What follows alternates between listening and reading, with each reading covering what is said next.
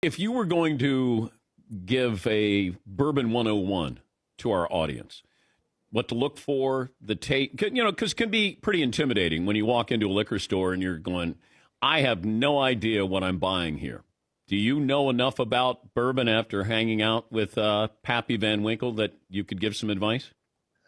I mean, the thing I learned is sort of counterintuitive to what you would think after all of that time around him, which is one, there's no wrong answer.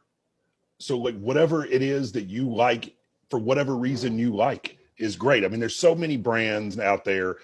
Almost all of the whiskey comes from 6 or 7 distilleries. I get these emails all the time from people who bought Pappy Land and are like, well, my buddy's getting married, or, what bottle of whiskey should I get? And my standard answer is go get a really nice crystal decanter and fill it up with Maker's Mark or Wild Turkey. Because, I don't, the point is the whiskey. And one of the things I write about in the book a lot is coming to understand that the whiskey is the vehicle for the thing. It isn't the thing itself. It is the conversation. It is the people you're with. It is the people who were once there, who are now there only in the sort of spirit of the toast. And that matters more to me, at least, and to Julian, than however many points it got in some competition. Yeah, because you can go into a store. In fact, I went into a store a couple of days ago, and I just love to pick their brain. I always say, what is it that everybody wants, and why do they want it? And it comes down to supply and demand. And people should know that Pappy Van Winkle is very expensive on the secondary market, and that the owner, Julian, doesn't make that money. And it feels like, I think in the book, people would come up to him, they're angry at him. Like, why is your bourbon so expensive? Well, it's funny because people are always asking, why don't you make more? And he always says, because I'm not selling it to you, I'm selling it to your children.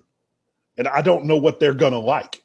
I don't want to make a bunch of this stuff that comes out in 20 years and find out that the trend has changed. I mean, one of the things I found fascinating about being around Julian and about working on the book was that he has to live 12, 15, 20, 23 years in the future.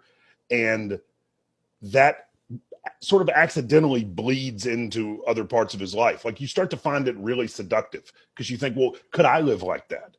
I work for a cable news network. I mean, there is no tomorrow past the next 30 seconds. And Julian is 20 years out. I mean, the whiskey they're putting in barrels right now, he won't live to see bottled. And so one of the things I thought that was really fascinating about spending time with him was both listening to him talk about that, but also just watch how that bled into how he orders his life.